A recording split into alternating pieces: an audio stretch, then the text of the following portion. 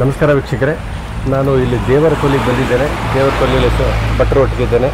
Madam ಅವರು ಇದನ್ನ value addition ಮಾಡ್ತಿದ್ದಾರೆ. ವ್ಯಾಲ್ಯೂ ಎಡಿಷನ್ ಅಂತ ಏನು ಅಂತೇಳಿ ನಿಮ್ಮ ಭಾಷೆಯಲ್ಲಿ ಹೇಳ್ತಾರೆ. ಯಾವುದು ವೈನ್ ಅದು? ನಾನು ವೈನ್ ಅಂದರೆ ಎಲ್ಲ ವೈನು ಮಾಡೋದಿಲ್ಲ, ನಮ್ಮಲ್ಲೇ ಏನು ಸಿಗ್ತದೆ ಅದು. ಮತ್ತೆ ಒಂದು ಸಿಟಿಯಿಂದ ತಂದು ಮಾಡೋದಂದ್ರೆ ಗ್ರೇಪ್ ಮಾಡ್ತೇನೆ. ವೈನ್ ಅಂತ ಹೇಳಿದ್ರೆ ಗ್ರೇಪ್ ಹೆಚ್ಚಿನವರು ರೆಡ್ ವೈನ್ ಅಂತ ಕೇಳ್ತಾರೆ. ಮತ್ತೆ ಇದೆ ಮುಖ್ಯ ತುಂಬ ಹೆಚ್ಚು ಜನ ತಗೊಂಡು ಹೋಗೋದು ಮೆಣಸು, ಗಾಂಧಾರಿ ಮೆಣಸು ಇದೆಯಲ್ಲ, ಅದು ಕೆಮ್ಮಲ್ಲ, ಗ್ಯಾಸ್ಟ್ರಿಕ್ಕಿಗೆ ತುಂಬ ಒಳ್ಳೆಯದಾಗ್ತದೆ ಅಂತ.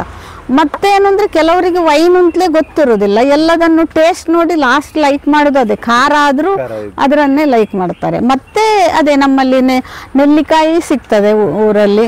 ಆಮೇಲೆ ವೀಳ್ಯದೆಲೆ, ಇದು ಗುಲಾಬಿ ಸರ್, ಇದು ಗುಲಾಬಿ, ಇದು ನೆಲ್ಲಿಕಾಯಿ, ಇದು ನೆಲ್ಲಿಕಾಯಿ, ಇದು ವೀಳ್ಯದೆಲೆ, ಇದು ಗಾಂಧಾರಿ ಮೆಣಸು, ಇನ್ನು ದ್ರಾಕ್ಷಿ, ಅಂಜೂರ ಇದೆ.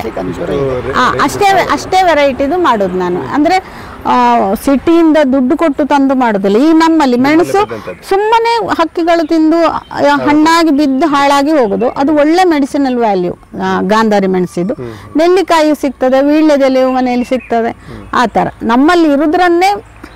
ಇದು ಎಷ್ಟು ದಿವಸ ಬೇಕಾದ್ರೆ ಇಡಬಹುದು? ಹೌದು, ಆಗಿಲ್ಲ, ಅದಕ್ಕೆ ಎಕ್ಸ್ಪೈರಿ ಡೇಟ್ ಇಲ್ಲ.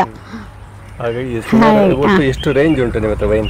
ಇಷ್ಟೇ, ಅದೇ ಅಂಜೂರ ಇಲ್ಲಿಗೆ 4 ಉಂಟು, ಇನ್ನಲ್ಲಿ 2, 6 ಅಷ್ಟೇ ಮಾಡೋದು. ಮತ್ತೆ ಯಾರಾದ್ರೂ ಇಂಥದ್ದೇ ಮಾಡಿಕೊಡಿ ಅಂತ ಹೇಳಿದ್ರೆ ಮಾಡಿಕೊಡ್ತೇನೆ ಅಷ್ಟೇ. ಅಂದ್ರೆ ನಾನಾಗಿ ಮಾಡೋದು ಇಷ್ಟೇ. ಈಗ ಈ ಗುಲಾಬಿ ಸಹ ದುಡ್ಡು ಕೊಟ್ಟು, ಹಣ ಕೊಟ್ಟು ಪೇಟೆಯಿಂದ ತರೋದಿಲ್ಲ, ಎಲ್ಲಿ ಪೂಜೆಗಳಿಗೆಲ್ಲ ತಂದಿರ್ತಾರಲ್ಲ, ಅಲ್ಲಿಂದ ನಾನು ಹೇಳ್ತೇನೆ, ನಾನು ಪೂಜೆಗೆ ಹೋದ್ರೆ ನೀವು ಗುಲಾಬಿ ಹೂವು ಬಿಸಾಡಬೇಡಿ, ಕೊಡಿ ನನಗೆ, ನಾನು ವೈನ್ ಮಾಡ್ತೇನೆ ಅಂತ. ಹಾಗೆ. ಇಲ್ಲಾಂದ್ರೆ ಇಷ್ಟಿಷ್ಟು ಹೂ ತಂದು ಬಿಸಾಡ್ತಾರೆ. ಹಾಗೆ. ಹೌದೌದು. ಮತ್ತೆ ಹೊರಗೆ ಹಾಕಿದ್ರು ಅಲ್ಲ, ಗುಲಾಬಿ ಕರಗಿ ಹೋಗ್ತದೆ, ಆದ್ರೆ ದುಡ್ಡು ಕೊಟ್ಟು ತಂದದ್ದು ವೇಸ್ಟ್ ಅಲ್ಲ. ಹಾಗೆ. ಇದಲ್ಲದೆ ಜೇನು ಕೃಷಿ ಮಾಡ್ತಾ ಇದ್ದೀರಾ? ಹೌದು. ಅದರದ್ದು ಮೌಲ್ಯಗಳನ್ನ ಮಾಡ್ತಾ ಇದ್ದೀರಾ? ಜೇನು ನಮಗೆ ಜೇನೆ ಹಾಗೆ ಸೇಲ್ ಆಗ್ತದೆ. ಮತ್ತೆ ಅದೇ ಟೀಗೆ ಎಲ್ಲ ಲೆಮನ್ ಟೀ ಮಾಡ್ತೇವೆ, ಅದಕ್ಕೆ ಜೇನು ಹಾಕಿ ಹೆಚ್ಚಿನವರು ಕೇಳ್ತಾರೆ, ಜೇನು ಹಾಕಿ ಮಾಡಿಕೊಡ್ತೇವೆ. ಮತ್ತೆ ಜೇನು ನಮಗೆ ಹಾಗೆ ಅದರ ಮೌಲ್ಯವರ್ಧನೆ ಅಂತ ಮಾಡ್ಲಿಕ್ಕೆ ಹೋಗ್ಲಿಲ್ಲ, ನಮಗೆ ಹಾಗೆ ಅದು ಹೋಗ್ತದೆ. ಮೇಡಮ್, ನಿಮ್ಮ ಹತ್ರ ಸಾಕಷ್ಟು ಮಾಹಿತಿ ಇದೆ, ಯಾಕಂದ್ರೆ ತುಂಬಾ 8 ವರ್ಷಗಳ 10 ವರ್ಷಗಳ ಪರಿಶ್ರಮ. ನೀವು ನಿಮ್ಮ ಮನೆಗೆ ಮಾಡಿ ಅದು ಕೊನೆಗೆ ಜನಗಳಿಗೆ ಉಪಯೋಗ ತರ ಮಾರ್ಕೆಟಿಂಗ್ ವಸುಧಾ ಅಂತೇಳಿ ನಿಮ್ಮ ಫರ್ಮೆಸರು. ಈಗ ಬಹಳಷ್ಟು ಜನ ನಮ್ಮ ವಿಡಿಯೋ ನೋಡಿದ್ಮೇಲೆ ಇದನ್ನ ನಮಗೆ ಬೇಕು, ನಮ್ಗೆ ಏನಾದ್ರು ಕೊರಿಯರ್ ಮುಖಾಂತರ ಕಳಿಸ್ಬೇಕು, ಆ ತರ ಕಳಿಸ್ಕೊಡ್ಲಿಕ್ಕೆ ಜೇನೆಲ್ಲ ಕಳಿಸ್ತೇವೆ. ಇದು ತುಂಬಾ ದೂರ ಕಳಿಸ್ಲಿಕ್ಕೆ ಆಗುದಿಲ್ಲ, ಮೈಸೂರಿಗೆಲ್ಲ ಕಳಿಸ್ತೇವೆ. ಈ ಬದಿ ಹೌದು, ಹೋಗುವವರು ಬರುವವರು. ಈಗ ಕಾರಲ್ಲಾದ್ರೆ ಬೆಂಗಳೂರಿಗೂ ತಗೊಂಡು ಹೋಗ್ಬೋದು.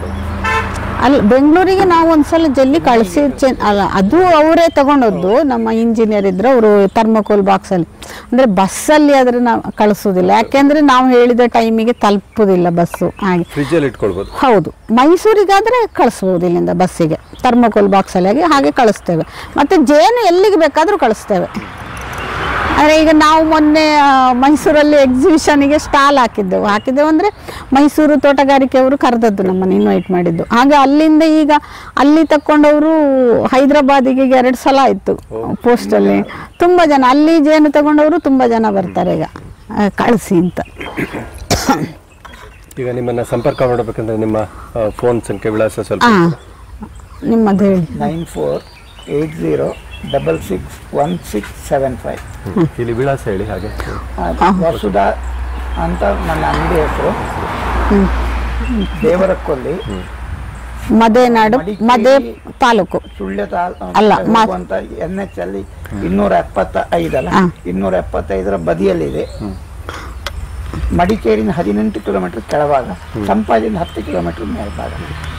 ನಿಮ್ಮ ಮೊಬೈಲ್ಗೆ ಕಾಂಟ್ಯಾಕ್ಟ್ ಮಾಡಿದ್ರೆ ನೀವು ಖಂಡಿತ ಯಾವುದೇ ಮೌಲ್ಯವರ್ಧನ ನಮಗೆ ಗೊತ್ತಿದ್ದರೆ ನಾವು ನೇರವಾಗಿ ಹೇಳಿಕೊಡಬಹುದು, ತೊಂದರೆ ಇಲ್ಲ. ಸರಿ ಮೇಡಮ್, ಧನ್ಯವಾದಗಳು.